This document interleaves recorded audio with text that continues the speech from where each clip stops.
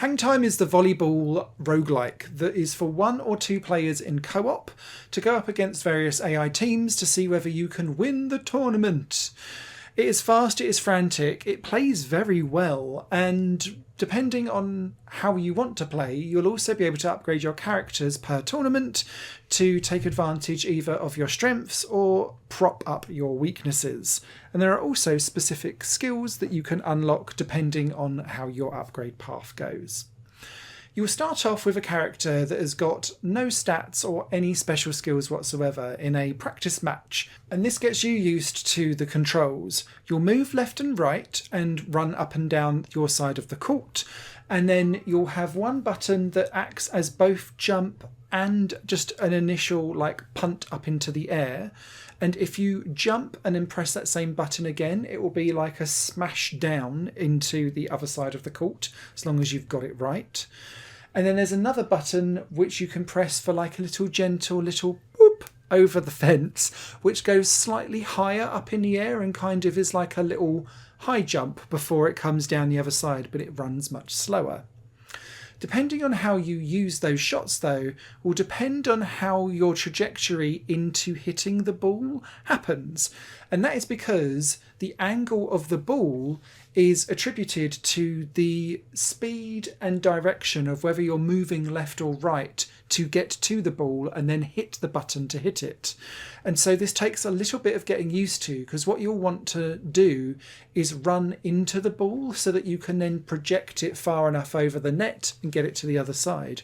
If you just stand underneath it and press the jump and then the smash button, it comes straight down and it will often just hit the net and end up on your side and you'll lose a point. Once you get used to this style, though, you'll find that you'll be running backwards to then charge forward and then do like a hi-ya as you try and smash the ball over to the other side. Or try to practice some of your blocks so that as someone else goes to do a smash, you can jump up to try and block it and hope you're close enough to the net so that it doesn't just dribble down on your side and becomes a problem for the other team. This continues until you win a match, and then you'll go into the changing rooms. And from here you've got 6 different stats and 3 different options to choose from that might help you improve, say, your jumping or your blocking or your serve power, for example. And each one of these has like 3 levels of upgrade that you can do. And then there are some other options every couple of matches that will unlock specific skills for you. And this might be that you are allowed to hang at the highest point of your jump for a little while, which can be quite useful. Or it could be like a little hook tip, which allows you to do a fast sharp drop, which can kind of get over the top of some of the people that are blocking. There's all different types of ones that you can try out. And it's a real mix and match of what works best for you. And then as you level up your character, what you'll find is because they become more powerful, you're going to have to be more gymnastic and crazy about running back and forth on the pitch. The court, sorry, not the pitch. My apologies.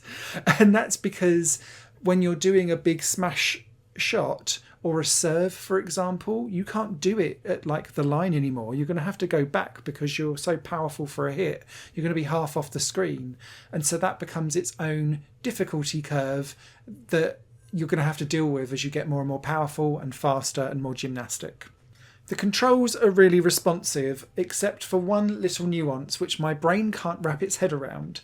And it's where it uses the same button for jump and for the little pop into the air. And visually and mentally, I feel like the pop into the air happens too late in that transition between when your character, if you press that button, will jump versus do a bop. And so that's where I keep losing most of my points, and it's my main source of frustration in Hangtime. And I wish there was some kind of scale where you could kind of make it almost like a rhythm game where you're trying to align the rhythm and the audio and the visual side by side.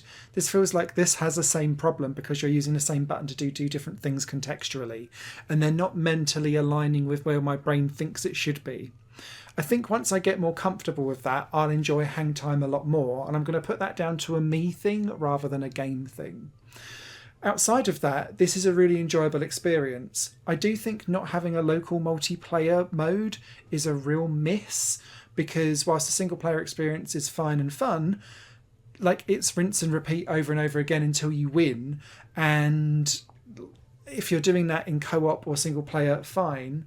But the longevity here for me is actually, where's the multiplayer mode? Because everything is here for a fantastic multiplayer volleyball game, and it's just not here in actual reality. So that would be my wish list for Hangtime if it was to continue development post-launch.